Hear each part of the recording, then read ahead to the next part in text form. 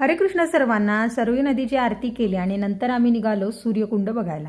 आता हा सूर्यकुंड का बनलेला आहे ते तुम्हाला पुढे सांगतेच, पण त्याआधी इथं बघा भरपूर ट्रॅफिक होतं, त्यामुळे कसं बसं आम्ही टायमात येऊन पोहोचलो, कारण इथं लाईट शो सुरू होतं 8 वाजता. तर बघा इथं तिकीट घेतलं आणि आम्ही आत गेलो. सगळीकडे मस्त अशी लाईटीने इथं सजावट केलेली आहे आणि मस्त असा हा सूर्यकुंड. पहिल्यांदा मंदिरात दर्शन घेतलं आणि मग आम्ही गेलो शो बघायला.